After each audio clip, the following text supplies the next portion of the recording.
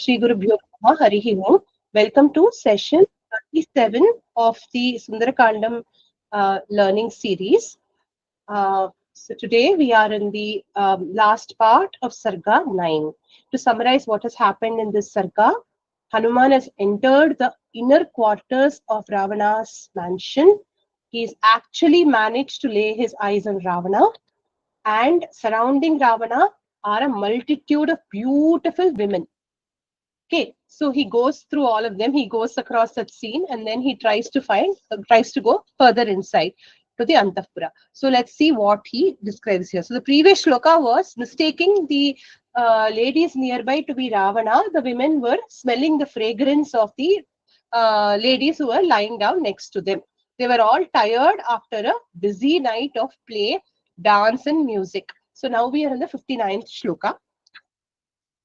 अत्यर्थं सक्तमनसो अत्यर्थं सक्तमनसो रावणेतावरस्त्रियः अस्वतन्त्राः सपत्नीनाम् प्रियमेवाचरंस्तदा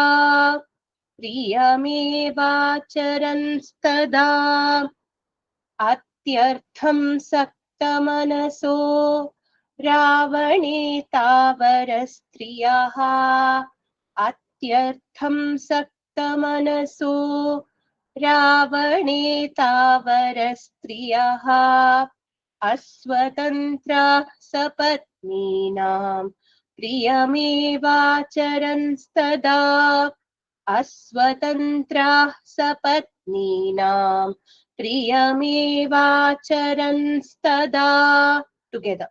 अत्यर्थं सक्तमनसो रावणेतावरस्त्रियः अस्वतन्त्राः सपत्नीनाम् प्रियमेवाचरंस्तदा. To see the meaning of the shloka. Acharan is the verb. Acharan, behaved. So the ladies, remember, were being embraced by the women next to them, being mistaken for Ravana. So how are they now in turn reciprocating? Ravane atyartam saktamanasaha. This describes the Varastriyaha, the women. Okay, Ravane, in Ravana. Atyartham, exceedingly. Saktamanasaha, affectionate, attached. Taha Varastriyaha, those beautiful women. What did they do? Aswatantraha, they were helpless. They could not help themselves. But tada, then, sapatninam, of their co-wives, priyameva acharan, behaved in a pleasing manner only. So, being embraced by these women, being mistaken for Ravana, the women almost helplessly returned their affection, because to them, in their minds, the only object of affection was Ravana. Nobody apart from Ravana they could embrace. So when they were being embraced by other women, they thought it was Ravana and they embraced back happily. So in their minds, they were embracing Ravana. Okay, that is the meaning of this particular shloka. If there's any doubt, please ask. If it's confusing, please ask. I don't know if the raise hand option will completely show in this. So please unmute yourself and ask in case you have a doubt. Okay, next shloka. Bahun upanidhanya, Bahun upanidhayanyah. Bahun upanidhayanyah. Again. Bahun upanidhayanyah. Pariharya vibhushitam. Pariharya vibhushitam. Amshukani charamyani. Amshukani charamyani. Pramadastattra shishire. Pramadastattra shishire. Bahun upanidhayanyah. पारिहार्य विभूषितान् बाहून् उपनिधायान्याः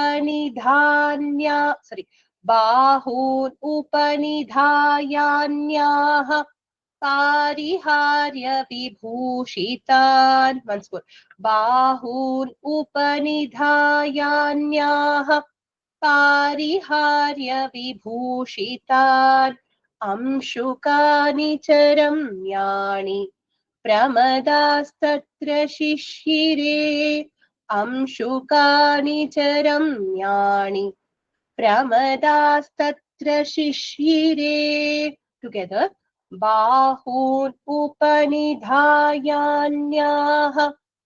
पारिहार्य विभूषितान् अंशुकानि च रम्याणि प्रमदास्तत्र शिशिरे. Once more we'll chant the shloka.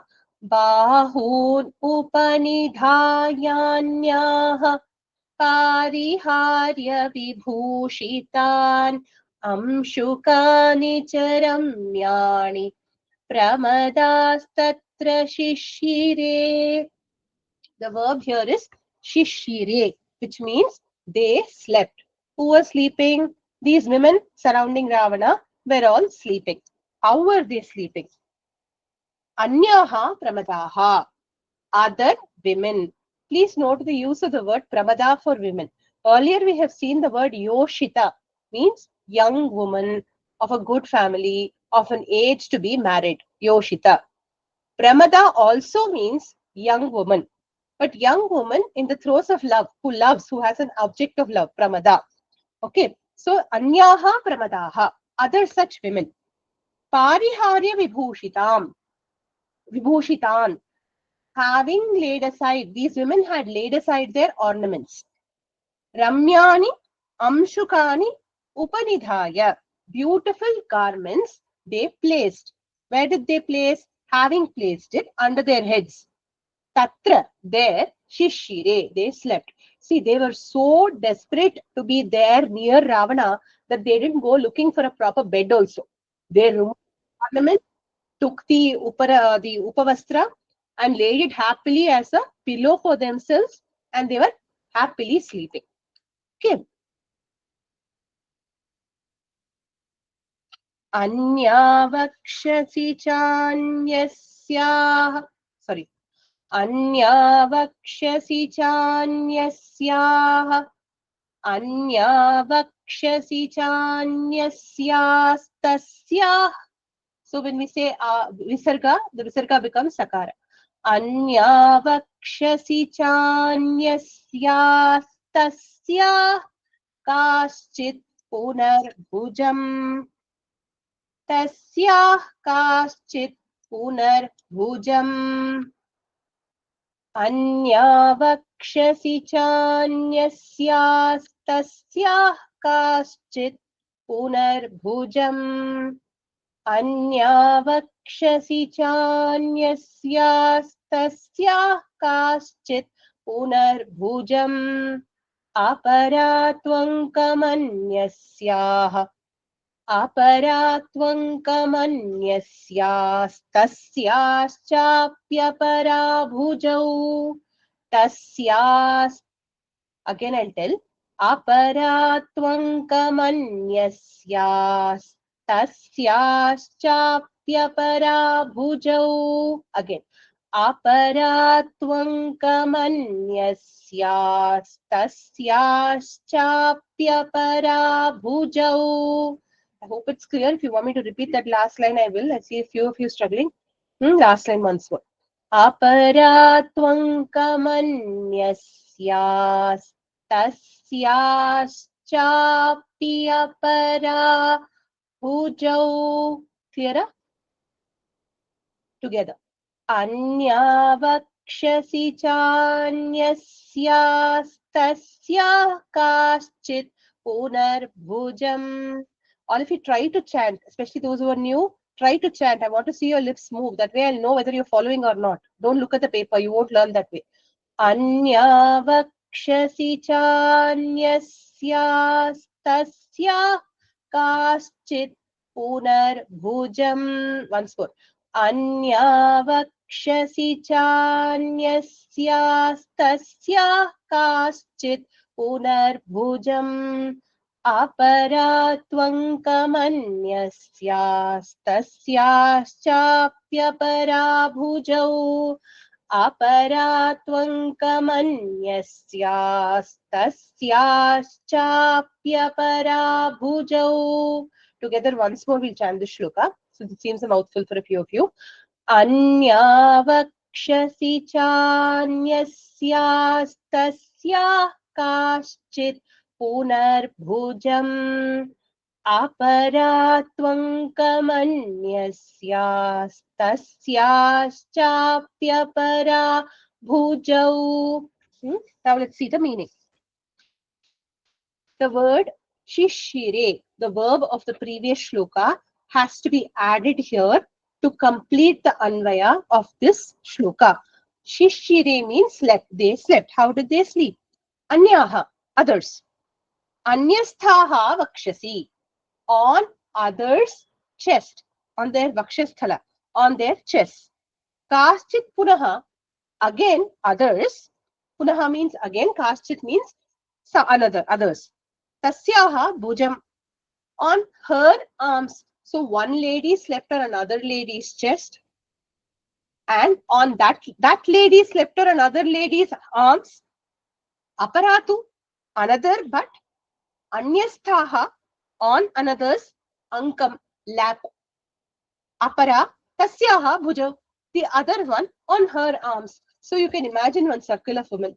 One woman sleeping on the other's chest, that woman on her arm, someone else is sleeping, and then another person sleeping on this lady's lap, and then on her arm, the other lady is sleeping. That way, four of them form one circle. Like this, they are sleeping, joined together like one Strimala, as Valmiki will very soon say. Uruparshvakati prishtham, ऊरुपार्श्वकटिपृष्ठम् अन्योन्यस्य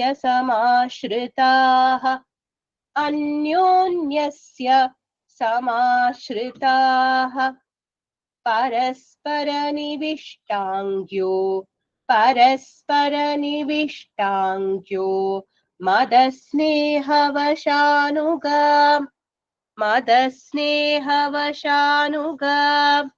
62.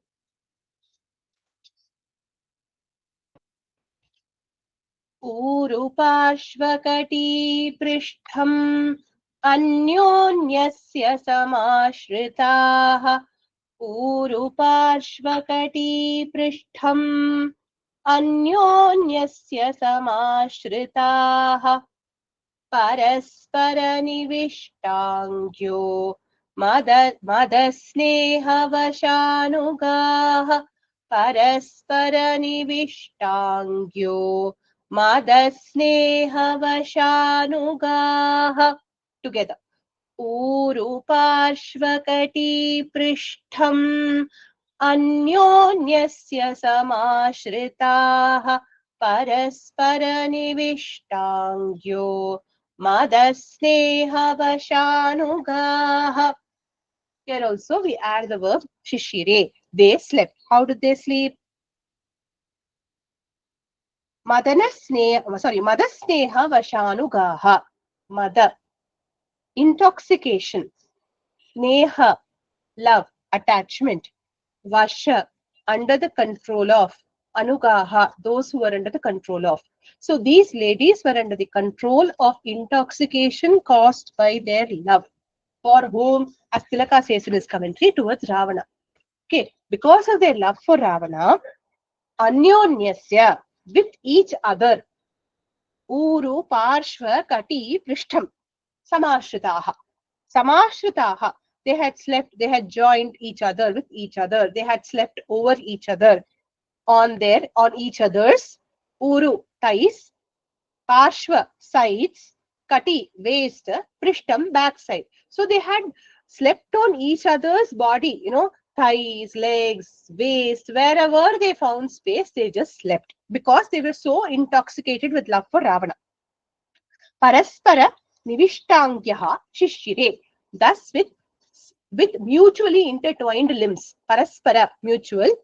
Okay, nivishta angyaha, intertwined limbs. Shishire, they slept. So this is a description of how they were sleeping. Anyonya bhujasutrena, Anyonya bhujasutrena, Strimala grathita hi sa, Strimala grathita hi sa, Maleva grathita sutre, Maleva grathita sutre, Shushubhe matta shatpada, Shushubhe matta shatpada. Line by line. Anyonya bhujasutrena, स्त्रीमाला ग्रथिता हि सा मालेव ग्रथिता सूत्रे शुशुभे मत्तषट्पदा मालेव ग्रथिता सूत्रे शुशुभे मत्तषट्पदा together अन्योन्यभुजसूत्रेण स्त्रीमाला ग्रथिता हि सा मालेव ग्रथिता सूत्रे शुशुभे मत्तषट्पदा. Okay, so here they are being compared to a strimala, garland of women. The verb in this shloka is shushubhe, shubhadatu, to glow. Shushubhe, these women were glowing like a garland. Anyonya bhuja sutrena, Anyonya, mutual, bhuja, shoulders, the arms, sutrena, by the thread. So by the thread made of the shoulders, each other's shoulders, grathita, they were intertwined, they were threaded together, grathita, to thread together. Sa, that, Strimala, garland of women, Sutre grathita, matta shatpada mala, eva, Sutre grathita, tied with a thread, threaded with a thread, matta shatpada, mala. Mala means garland. Okay, what is the meaning of matta shatpada? Let us understand.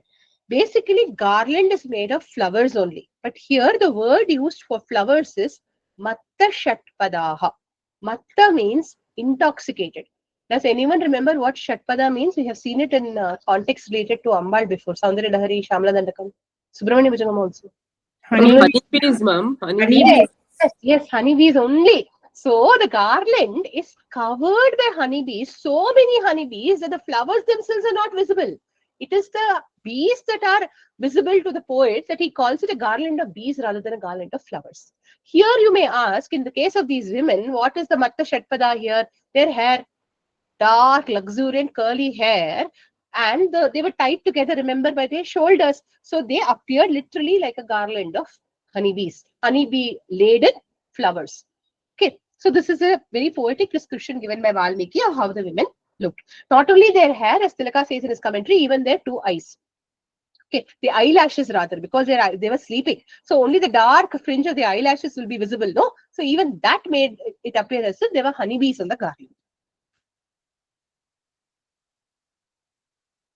And this is a case of Upama Alankara. The Upama only. Upama is a literary device here, which means simile.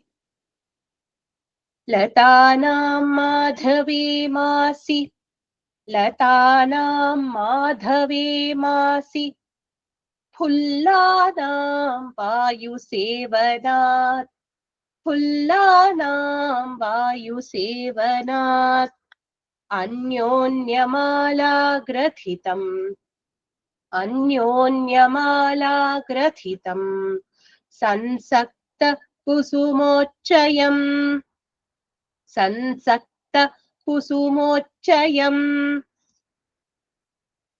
Latanam madhave masi, Pullanam vayu sevanat, Latanam madhave masi, Pullanam vayu sevanat, Anyonyamala grathitam, Sansakta kusumochayam, Anyonyamala grathitam, Sansakta kusumochayam. Together. Latanam madhave masi, Pullanam Vayusevanat Anyonyamala Grathitam Sansakta Kusumochayam. We will see two shlokas together and then take the Anvaya.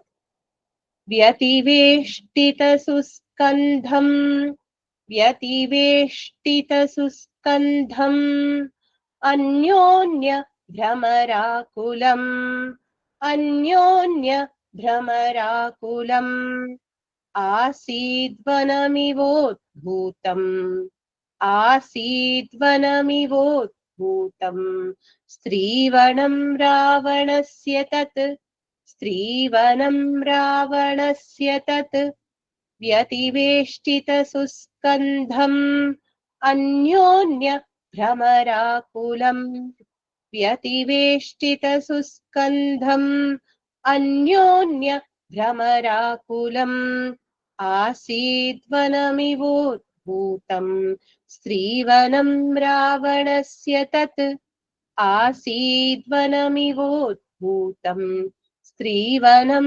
Ravanasya tat. Together. Vyativeштitasuskandham Anyonya Bhramarakulam Asidvanamivodbhutam Strivanam Ravanasya tat. So, in these two shlokas, 64 and 65, Valmiki continues with the comparison. First, in the 63rd shloka, he told us that they appeared like a Strimala. Right? Now, automatically, Strimala, next there has to be a Vanam. Okay, flower garden. So, that is how he compares the forest of women or the garden of women of Ravanas to a Strivana. Okay, so there is a comparison, point by point he compares. Let's see how he compares. The verb of this of these two verses put together is a simple verb asit, which means was. Okay, what was? Anyonyamala grathitam, linked to each other like a garland. Okay, who's linked to each other like a garland? All these women. Okay, from the women point of view, Ravana's women point of view, all these women. Now let us see, in a densely grown latavanam, creeper garden, laden with lot of flowers. How will the flowers appear? They will all appear as if they were intertwined in a mala, close to each other.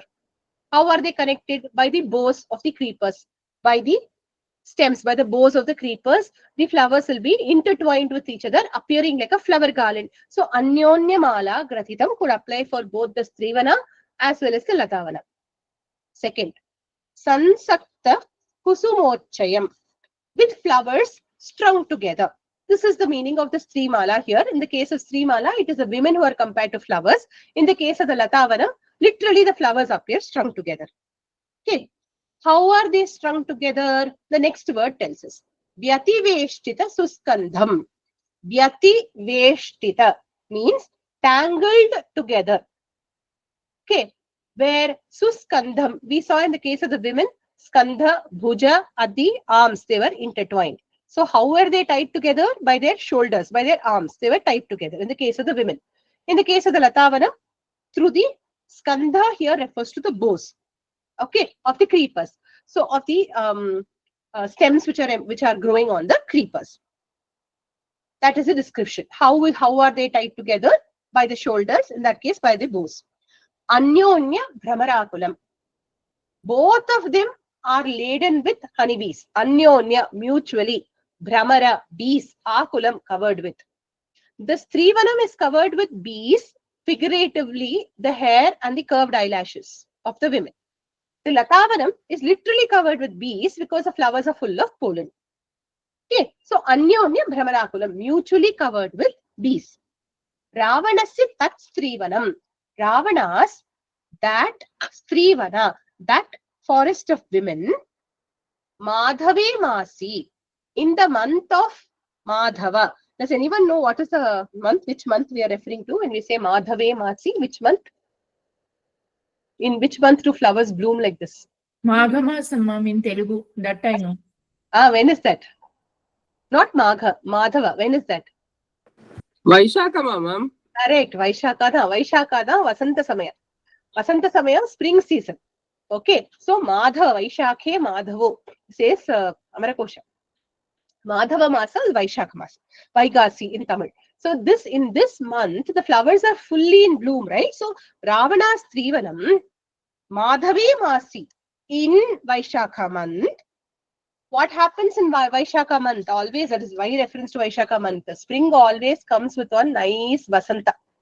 Vasanta means what? Vasanta means that Malaya, that Maruta, that wind, that's gentle breeze. What does a gentle breeze do? It carries the smell of the flowers, right? And it creates a very, very pleasant, beautiful surrounding in the spring season. Here also, now because we are referring to Vaishakha month, Vayu Samsevanat, by the moving of the wind, by the Samsevana means blowing, by the blowing of the Vayu, wind. Pullanam Latanam, bloom of the blooming creepers. Sashti Vibhakti Bahuvachanam. Pullanam Latanam, of the blooming creepers. Okay. Udbhutam Vanamiva Asit. Like a shaken, money agitated. Okay. Vanamiva, forest, like a forest, it appeared. Okay. So, in the case of Vayu Samsevanam, in the case of Latavana, we can easily understand. In spring season, there is Vayu. That Vayu causes the flowers to be agitated, and therefore the fragrance will be spread everywhere, creating a very pleasant atmosphere. Okay, that is the meaning there. But in the case of Strivana, as Tilaka says in his Shiromani says in his commentary, Sukha Mukha Maruta Sevanat, it is Stri Pakshe. In the Stri Paksha, or in the case of Strivana, it is Sukha Mukha Maruta Sevanat.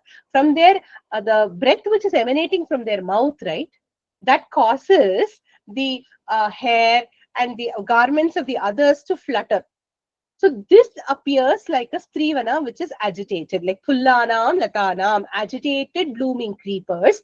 Their garments and their hair seems to be agitated by the gentle air that was blowing from their outward breath. I hope the meaning is clear. Yeah. So the points of comparison, therefore, are Srivanam, Latavanam, flowers, women, strung together with shoulders in the case of Latavanam bow, then the bows of the creepers, and then which month in Vaishakha month, where the Vayu Samsevana, they were agitated. In the case of the Latavana, in the case of Strivana, it is the Vayu Samsevana from their mouth, from the Vayu Samsevana from their mouth, which was causing the fluttering to happen. And how were they appearing? The women were appearing like beautiful flowers. Here the flowers were literal. The Pullanam, Latanam reference. The blooming creepers were referred. So I hope the comparison is clear. Okay. Then I'm moving forward. If there are any questions, please stop and ask.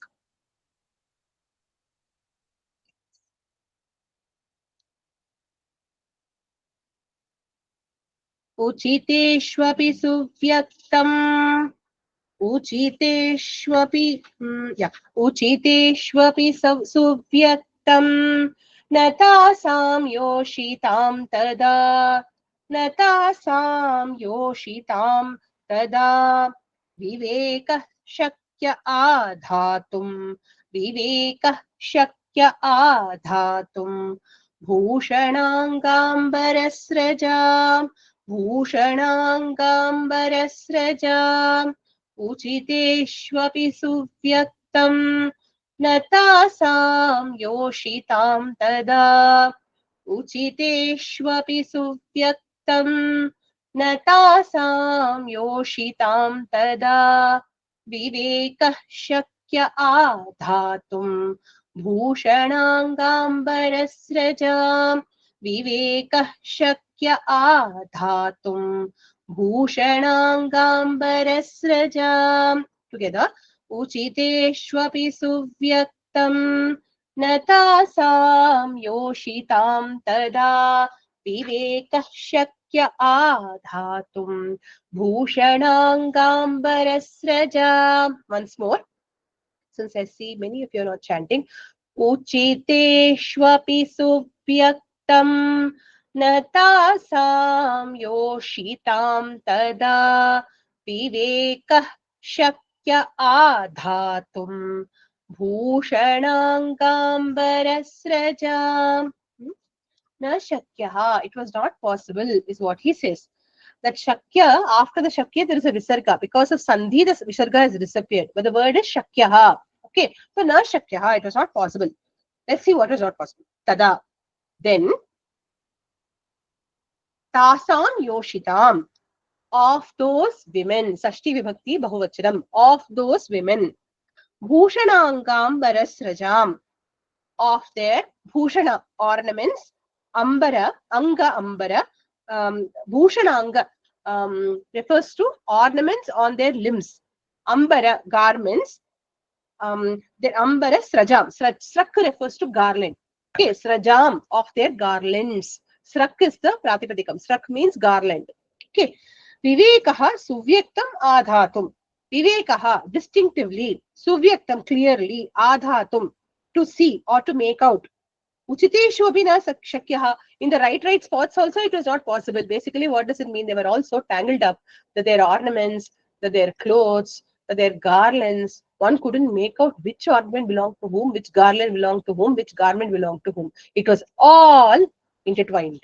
That is why Srivana, he says. Okay, growing wildly. So it appeared even at the uchiteshu api, even at the right spots, you couldn't make out who was wearing which ornament, which garland, or which dress. There was a tangle of limbs and a tangle of ornaments. Ravane sukha sambishte, Ravane sukha sambishte, kastriyo vividha prabhaha, kastriyo vividha prabhaha.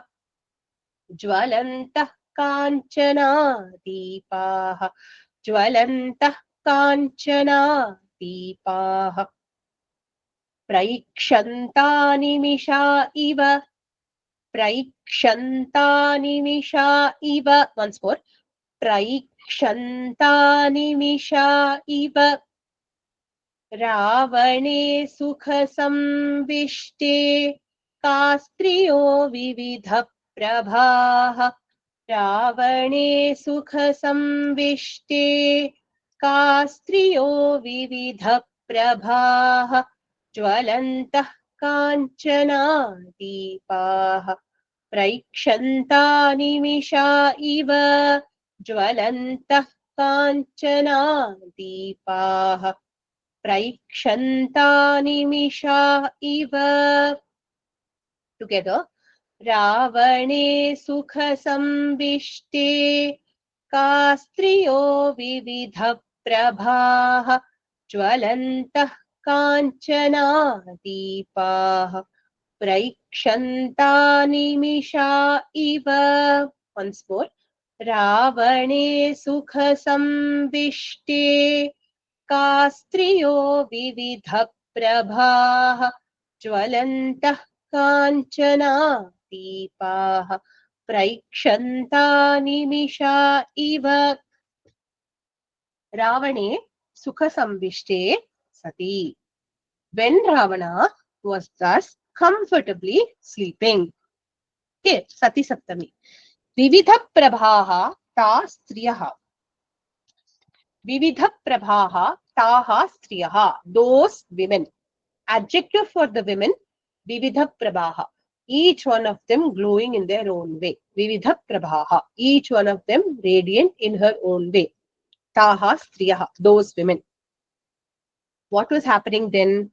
Jwalantaha kanchanaha deepaha iva. Like, jwalantaha iva means like. Jwalantaha means burning. Kanchanaha deepaha, golden lamps. Like burning golden lamps. Animishaha prekshantaha. Animishaha, without blinking. A nimisha. Nimisha, unmesha, nimishotpanna. Remember Lalita Sastamam. Nimisha, unmesha, nimisha, blink. Okay. Animishaha, without blinking. Animishaha prekshantaha.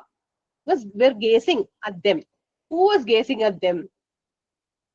Due to fear of Ravana, nobody could enter the Antahpura. Nobody could even step in. Even Vayu could not blow without permission from Ravana. We have seen this earlier also. To Bhayam for Ravana, nobody can go in. So his most beautiful women, his Srivana, nobody can look at except him. So, at the opportune moment when Ravana was sleeping and all these women, each of them were glowing, it appeared as if the lamps which were burning in the Antapura were staring unblinkingly at the women because this was their opportunity to enjoy their beauty. Okay, here Tilaka says there is Deepastaha Agni Purushaha. At the tip of the Deepa, on the flame, stands the Agni Purusha. Agni embodied in the form of a flame. That Agni now is using the opportunity to stare happily at the women unblinkingly. Animeshaha prekshata. These unblinkingly, they are being stared at. Okay. The same view, Deepa Abhimana Devata says Shiromani, and Deepastaha Agni Purushaha says Tilaka. So basically, it is the Deepa Devata or the Agni which stares at these women. Bhushrakara also says the same thing in his commentary. All the other translations seem to be saying that they were staring unblinkingly at Ravana. That seems to be a little wrong because they were all sleeping. So nobody was staring unblinkingly at Ravana at that time. Who was being stared at? The women were being stared at by the lamps, as told by the traditional commentaries. I don't know what the Giri book says. I didn't read it at all. 60.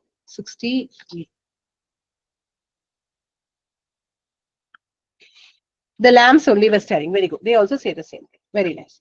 Okay. So I hope the meaning is clear. We'll move forward. Rajarshi. Okay. Rajarshi Pitradaityanam Rajarshi Pitradaityanam Gandharvanam cha yoshitaha Gandharvanam cha yoshitaha Rakshasancha bhavan kanyaha Rakshasancha bhavan kanyaha राक्षसाञ्चाभवन् कन्यास्तस्य कामवशं गताः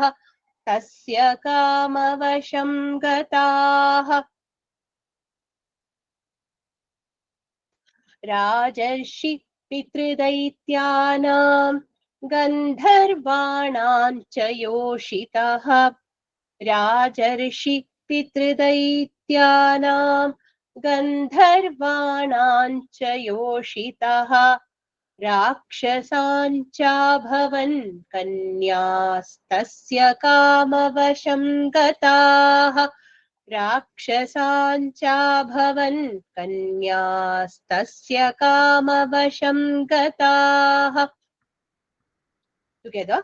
राजर्षि पितृदैत्यानां गन्धर्वाणां च योषितः राक्षसाञ्चाभवन् कन्यास्तस्य कामवशं गताः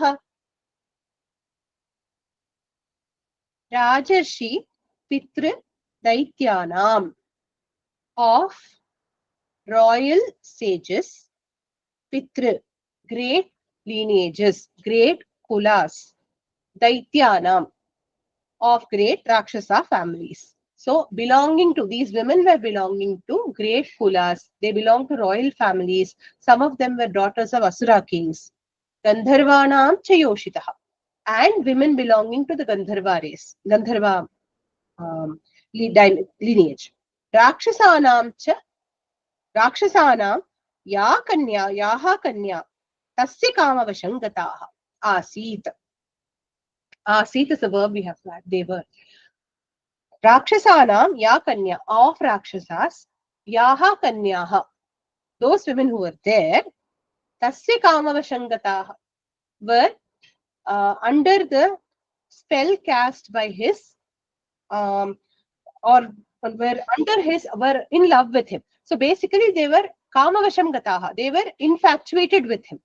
Okay, so essentially every single woman, there are different kinds of marriages. If you see Manusmriti, you will find Gandharviya, Rakshasiya, like this. Apart from the usual dharmic way of marrying, there are other ways also where Ravana could even abduct and marry. But every one of those marriages were happy. Basically, they were all in love with him. Nobody was brought there out of their will. The only person brought there out of her will was Sita Devi.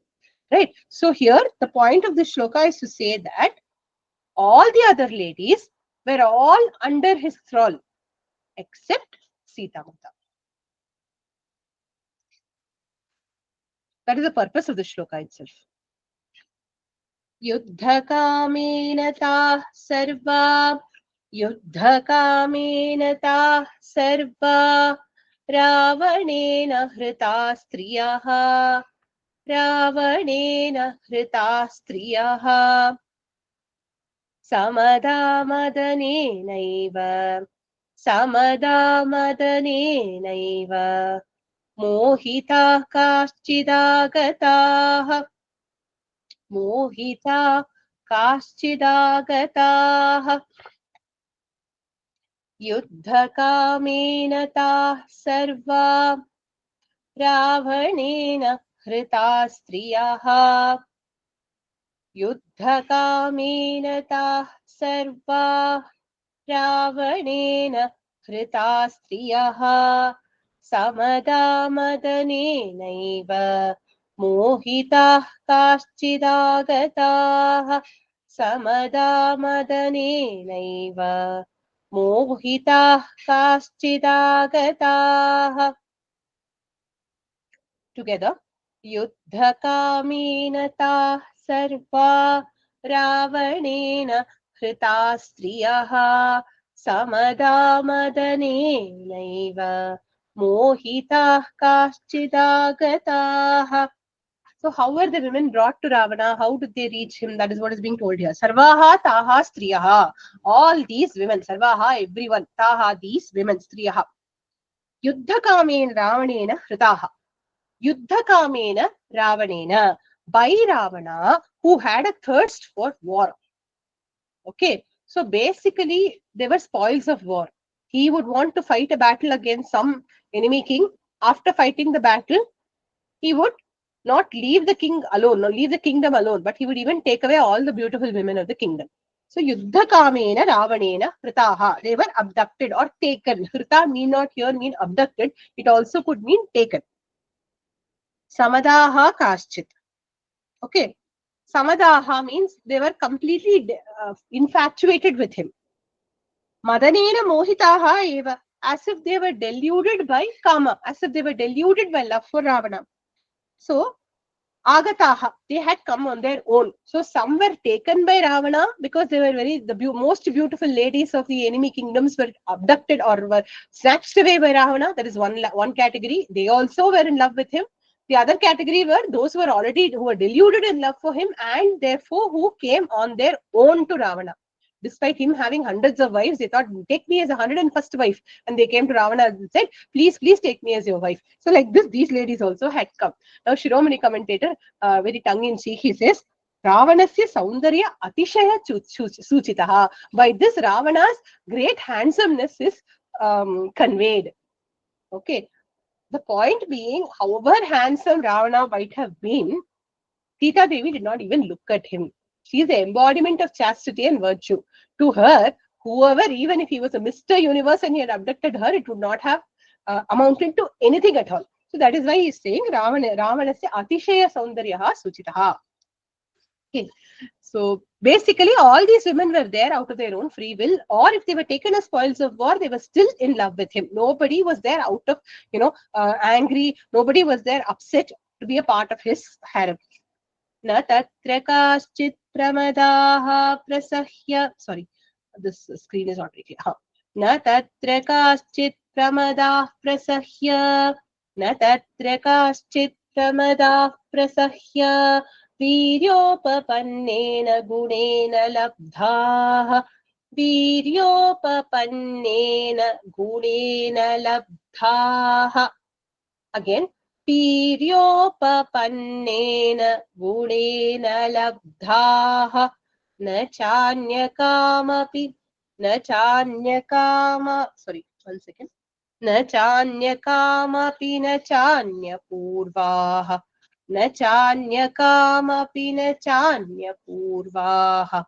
Again, न चान्यकामपि न चान्यपूर्वाः पीनावराः जनकात्मजां तु 1 second. Vararha, not Varaha. Vararha. Vina Vararham Janakatmajam tu. Vina Vararham Janakatmajam tu. Vina Vararham Janakatmajam tu.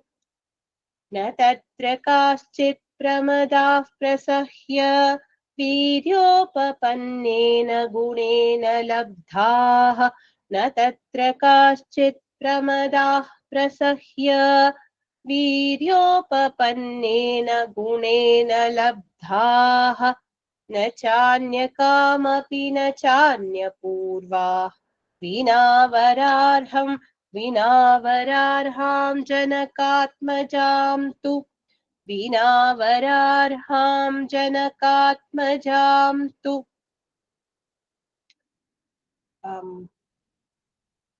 one second. Let's just chant the shloka again. न तत्र काश्चित् प्रमदाः प्रसह्य वीर्योपपन्नेन गुणेन लब्धा न चान्यकामपि न चान्यपूर्वा विनावरार्हां जनकात्मजां तु. For some reason, I'm not able to see many videos. I think my network is bad. Many of you have your videos on.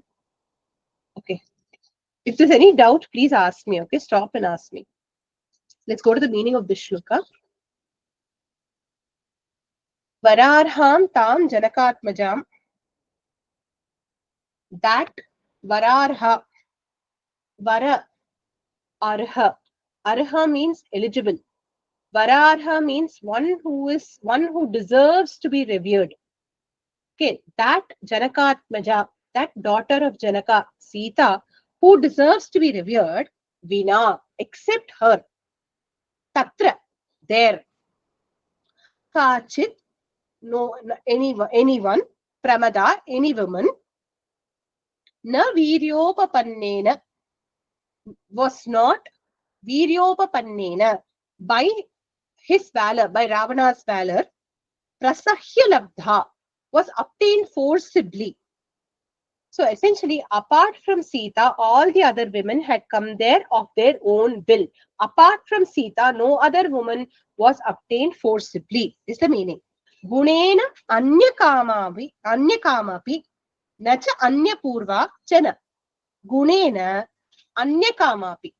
Either by his virtues, whatever they perceived to be his virtues, anyakamapi, or by some other desire that they may have had for him, they were there. And na cha anyapurvaha, and they were not, anyapurva means they were not married or engaged to anyone before this. So everyone was free, and they had married him or they had joined his antapura completely out of their own out of attraction for Ravana, and nobody was forcibly brought there except for Sita, is what Valmiki is taking pains to tell. So in this na gunena labdhaha part, Tilaka in his commentary says, what were the gunas that could have attracted Ravana's guna? Virya, his his alpha male kind of personality, dominant personality. Okay, Aishwarya, the immense wealth that he had at his disposal. Saundarya, his appearance. Okay, these could have been the gunas that would have attracted all these women to him. And now Shiromani Tikakara is not silent. He says, see, apart from all these women, only Sita Devi, the Jaganmata, has been abducted and brought by Ravana. No. By this shloka, Valmiki is saying Ravana's vinasha is certain, because he has transcended the limits of dharma very, very clearly. So his vinasha is certain. So to say that, Valmiki is pointing this out. He says, Shiromani Bhashyakara says this. I hope the meaning is clear. What I just said was clear. Okay. Further description. न चाकुलीना च न हीनरूपा न चाकुलीना च न हीनरूपा न दक्षिणा नानुपचारयुक्ता न दक्षिणा नानुपचारयुक्ता भार्या भवत्तस्य न हीनसत्त्वा भार्या भवत्तस्य न हीनसत्त्वा न चापि कान्तस्य न कामनीया न चापि कान्तस्य न कामनीया. Again I'll go slow. न चाकुलीना च न हीनरूपा न दक्षिणा नानुपचारयुक्ता न चाकुलीना च न हीनरूपा न दक्षिणा नानुपचारयुक्ता भार्या भवत्तस्य न हीनसत्त्वा न चापि कान्तस्य न कामनीया भार्या भवत्तस्य न हीनसत्त्वा न चापि कान्तस्य न कामनीया. Following, no? Okay, together. न चाकुलीना च न हीनरूपा न दक्षिणा नानुपचारयुक्ता भार्या भवत्तस्य न हीनरूपा भार्या भवत्तस्य न हीनसत्त्वा न चापि कान्तस्य न कामनीया. Now Valmiki extols the qualities of these women. Now, so far only their physical beauty and their appearance was talked about. Now their qualities also. Tasya bharyaha, his wives. Here, please note, where is the word bharya in this? Bharya avagraha bhavatasya. Bharya is not in singular. Bharya is in plural. Bharyaha, wives. Okay. So wives. Tasya bharyaha. Tasya Ravanasya bharyaha. Ravana's wives. Akulina. Nacha. Abhavat. None of them were Akulina. Akulina means what? Kula refers to lineage. Akula refers to belonging to a bad family. Okay. None of them belong to bad families. All of them belong to good families. Whatever be the category. Nishada category, best Nishada family. Shudra category, best Shudra family. Rakshasa category, best Rakshasa family. Like that, best Kula of any category that they belong to. Nacha Hina Rupa. None of them were Hina Rupa, defective in form and appearance. None of them were less than beautiful.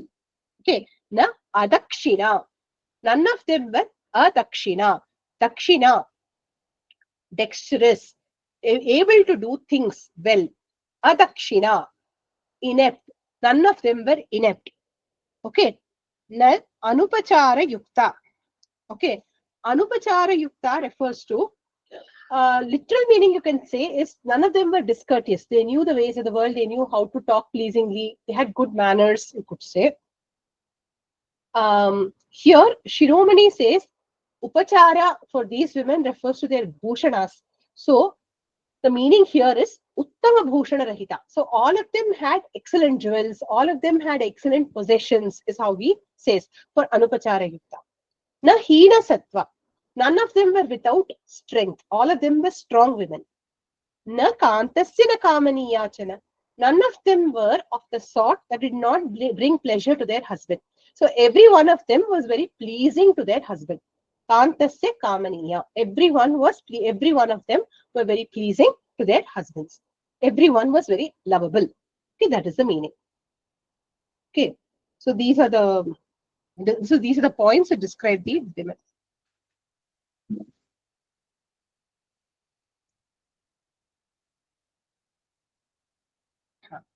Babu, Sivakamiji, please ask. Yeah, what is Hina Rupa and Hina Sattva? What is the difference, ma'am? Sattva refers to strength, Anga, whereas Rupa refers to form. So Hina Rupa means ugly. None of them were ugly. Hina Sattva means weak. None of them were weak. Weak physical strength. They were all capable of doing a lot of work, not only with the beautiful and all, but they were also very strong women. Oh, okay. Thank you.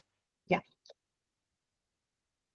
Babhuva buddhistu harishwarasya.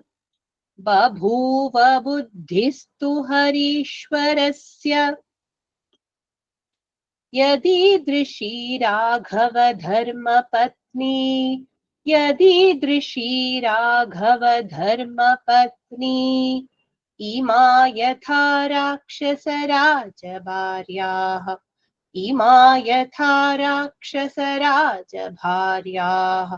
सुजातमस्येति हि साधु बुद्धेः सुजातमस्येति हि साधु बुद्धेः बभूव बुद्धिस्तु हरीश्वरस्य यदीदृशी राघव धर्मपत्नी बभूव बुद्धिस्तु हरीश्वरस्य यदीदृशी राघव धर्मपत्नी इमा यथा राक्षसराजभार्याः सुजातमस्येति हि साधु बुद्धेः इमा यथा राक्षसराजभार्याः सुजातमस्येति हि साधु बुद्धेः टुगेदर बभूव बुद्धिस्तु हरीश्वरस्य यदीदृशी राघव धर्मपत्नी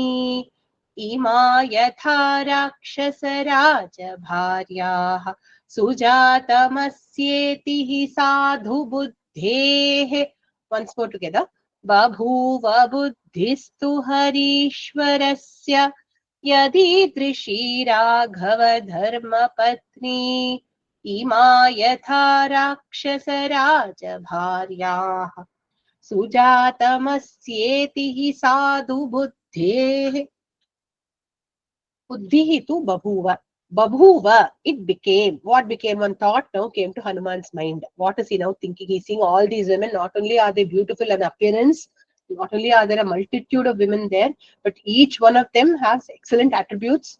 They're all loyal, they're all courteous, well-behaved, they have beautiful ornaments, they're loyal to their husbands, they're pleasing to their husbands, they're strong. It's like, excellent group of women. So seeing this, what is he thinking? Imaha, these. Rakshasa Raja Bharyaha. These Rakshasa kings' wives. Rakshasa Raja Bharyaha. Yatha, like these. Raghava Dharma Patni, the wife of Rama. Idrishi, such a lady.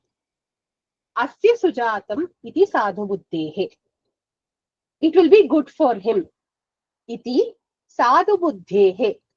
Of the intelligent one, Harishwarasya, Hanuman's buddhihi tu babhuva. Buddhi was. It's a very cryptic sentence. I'll again explain the meaning in a more detailed way. Is my video hanging for some reason? Yeah. Okay. Let me just check. Okay, I'll off my video and on it again and just see if that works. Okay, I have a feeling my network is poor, but my voice is audible. That's fantastic. Let the voice be then. I've tried to on my video. It will come on the moment my network becomes better, I'm hoping. Okay, so like how these women, these wives of Ravana, each one of them are very, very happy with their husband. Even though they have so many co-wives, not one has a complaint. They're all happy. Like how these people were happy, like that, if Raghava's Dharmapatni also was happy, if Janaki also was happy, then won't that be very good? That will be very good indeed for him. Who is this him? We will just see. For him, he thought. Who thought? Sadhu buddhehe harishwarasya matihi. Sadhu buddhehe, the intelligent Hanuman, thought thus. So if Sita Devi was also equally happy, like Ravana's wives are with him, won't it be good for him? Who is this him? We will see. Won't it be good for him? Thought the intelligent Hanuman. That is the meaning. Is the literal meaning clear? Yeah. So this is the literal meaning. Let us now see who is this him. Tattvadipika practically puts a table. Tattvadipika is another traditional commentary. They practically put one table here to define who is Sadhu Buddhi. Once more, I'm going to try to on my video. Network is a problem. Okay. So who is this him? First, if Ravana were to give back Sita, then Sita will be happy with her husband, just like how Ravana's wives are happy with Ravana, no? So, whom will it be good for? Whom do you think it will be good for? Ravana, ma'am. Correct, Ravana. So, if he were to quietly return Sita, it will be good for Asya, therefore here refers to Ravanasya. Likelihood of that is a little low, no? Of Ravana now returning Sita. Right? So, he thinks, if I find Sita and Sugriva comes, steals her back and gives her back to Rama. Then Sita will be happy with Rama just like Ravana's wives are happy with him. So who will it be good for?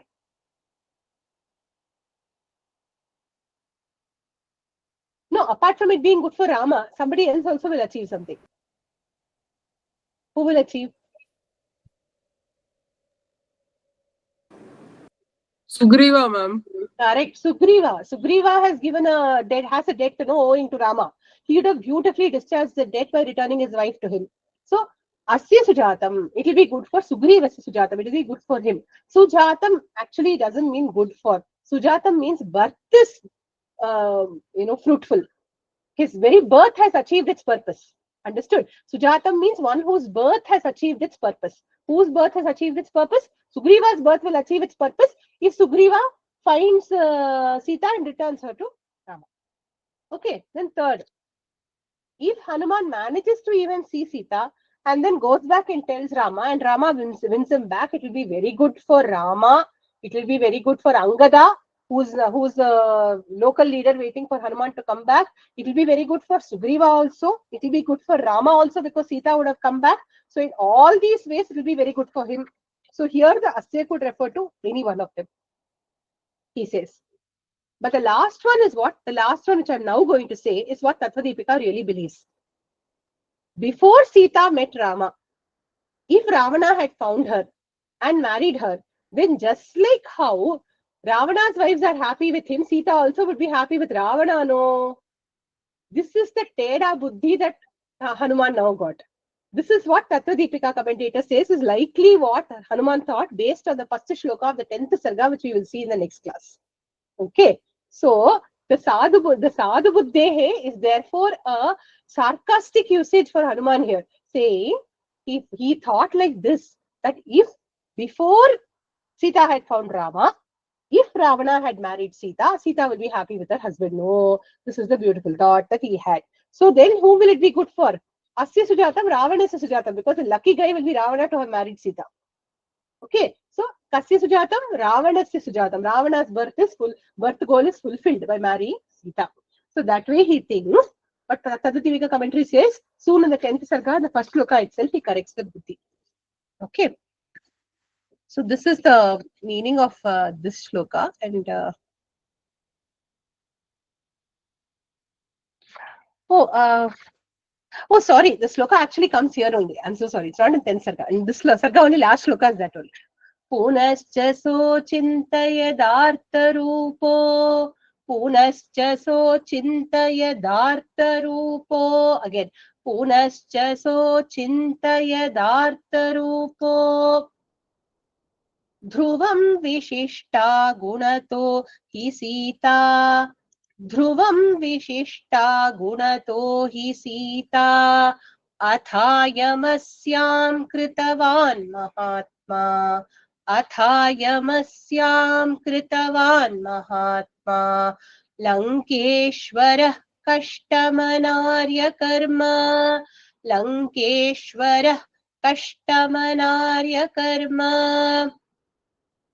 पुनश्च सोचिन्तयदार्तरूपो ध्रुवं विशिष्टा गुणतो हि सीता पुनश्च सोचिन्तयदार्तरूपो ध्रुवं विशिष्टा गुणतो हि सीता अथायमस्यां कृतवान् महात्मा लङ्केश्वरः कष्टमनार्यकर्म अथायमस्यां कृतवान् महात्मा लङ्केश्वरः कष्टमनार्यकर्म टुगेदर पुनश्च सोचिन्तयदार्तरूपो ध्रुवं विशिष्टा गुणतो हि सीता अथायमस्यां कृतवान् महात्मा लङ्केश्वरः कष्टमनार्यकर्म. So here saha artarupaha, the one who could take any form at will. Who was that? Hanuman. This is now to point out that Hanuman is really very great. Although he taught in a very monkey-like way in the previous shloka, he is still very great. He is Atarupaha, one who can take any form at will. Punascha Chintayan. He thought again. So what did he now rethink? He said, oh no, how can I even think that the Jagannatha could be married to this Rakshasa Adhama like Ravana? How could I even think like that? What made me think like that? Oh no, he thought. Okay, so Punascha. Again he thought. Punascha Achintayat. Again he thought. What did he think again? How could I even imagine that Sita Devi had married Ravana and was happy? Obviously, she is sad because she is missing Rama. How could I think like this? He thought. Sita Dhruvam Gunataha Visishta. Sita Devi, Dhruvam, certainly, Gunataha Visishta. By her qualities like chastity, etc., she is very special indeed. How could I even imagine something like that for her? Atha Mahatma. Now, Mahatma, namely Ravana. I am Lankeshwara. This Lankeshwara, he is presumably a Mahatma. Why? He is born in a very good family. Okay, he is Vaishravana. Such a great family he belongs to. Still, being such a person, Asyam Anaryam Kritavan. Asyam, female word, Asyam. Who is it? Sitayam. In the matter of Sita. Asyam, Sitayam, Janakatmajayam. In the case of Sita, Anaryam Kritavan. He did something which is very, very ignoble indeed. Kashtam, alas, he says. Okay, so now he just rethinks and says, oh no, how could I even imagine that Sita Devi would have married Ravana? Sita Devi, the one who is special because of her chastity and other virtues, she deserves to be revered and placed at the side of Rama alone.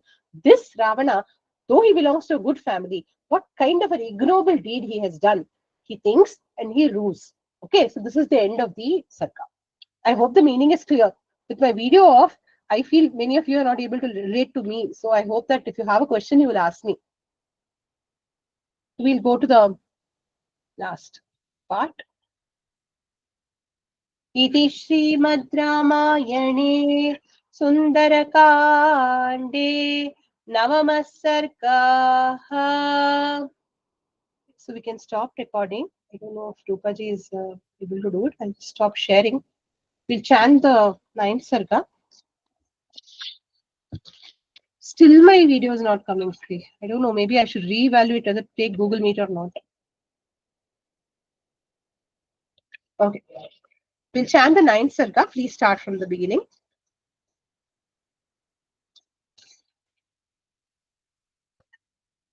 One minute. I'm just opening my. Atha Navama Sargaha Antahpura Varnanam. Ready? Tasyalaya Varishthasya Madhye Vipulamayatam Dadarsha Bhavana Sreshtham Hanuman Marutatmajaha Ardhayojana Vistirnam Ayatam Yojanam Hitat Bhavanam Rakshasendrasya Bahuprasada Sankulam Margamanastu Vaidehim Sitamayatalocanam Sarvatah Parichakrama Hanumanarisudanah Uttamam Rakshasavasam Hanumanavalokayan Asasadatha Lakshmivan Rakshasendra Niveshanam चतुर्विषाणैर्द्विरदैस्त्रिविषाणैस्तथैव च परिक्षिप्तमसम्बाधम् रक्ष्यमाणमुदायुधैः राक्षसीभिश्च पत्नीभिः रावणस्य निवेशनम् आहृताभिश्च विक्रम्य राजकन्याभिरावृतम् तन्न विक्रमकराकीर्णं तिमिङ्गिलझषाकुलं वायुवेगसमाधूतं पन्नगैरिव सागरम् या हि वैश्रवणे लक्ष्मीर्याचेन्द्रे हरिवाहने सा रावणगृहे सर्वा नित्यमेवानपायिनी या च राज्ञः कुबेरस्य यमस्य वरुणस्य च तादृशी तद्विशिष्टा वा वृद्धिरक्षो गृहेष्विह तस्य हर्म्यस्य मध्यस्थं वेश्मचान्यत् सुनिर्मितं बहुनिर्यूह संकीर्णं ददर्श पवनात्मजः ब्रह्मणोऽर्थे कृतं दिव्यं दिवि यद्विश्वकर्मणा विमानं पुष्पकं नाम सर्वरत्नविभूषितं वरेण तपसा लेभे यत् कुबेरः पितामहात् कुबेरमोजसा जित्वा लेभे तद्राक्षसेश्वरः ईहामृगसमायुक्तैः कार्तस्वरविभूषितैः सुकृतैराचितं स्तम्भैः प्रदीप्तमिव च श्रिया मेरुमन्दरसङ्काशैरालिखद्भिरिवाम्बरम् कूटाकारैः शुभाकारैः सर्वतः समलङ्कृतम् ज्वलनार्कप्रतीकाशं सुकृतं विश्वकर्मणा हेमसोपानसंयुक्तम् चारुप्रवरवेदिकं जालवातायनैर्युक्तं काञ्चनैः स्फाटिकैरपि इन्द्रनीलमहानील मणिप्रवरवेदिकं विद्रुमेण विचित्रेण मणिभिश्च महाधनैः निस्तुलाभिश्च मुक्ताभिस्तलेनाभिविराजितम् चन्दनेन च रक्तेन तपनीयनिभेन च सुपुण्यगन्धिना युक्तं तरुणादित्यसन्निभं कूटाकारैर्वराकारैर्विविधैः समलङ्कृतं विमानं पुष्पकं दिव्यम् आरुरोह महाकपिः तत्रस्थः स तदा गन्धं पानभक्ष्यान्न सम्भवम् दिव्यं सम्मूर्च्छितं जिघ्रद् उरूपवन्तमिवानिलं सगन्धस्तं महासत्वं बन्धुर्बन्धुमिवोत्तमम् इतहेहीत्युवाचेव तत्र यत्र स रावणः ततस्तां प्रस्थितः शालां ददर्श महतीं शुभां रावणस्य मनः कान्तां कान्तामिव वरस्त्रियं मणिसोपानविकृतां हेमजालविराजितां स्फाटिकैरावृततलां दन्तान्तरितरूपिकां मुक्ताभिश्च प्रवालैश्च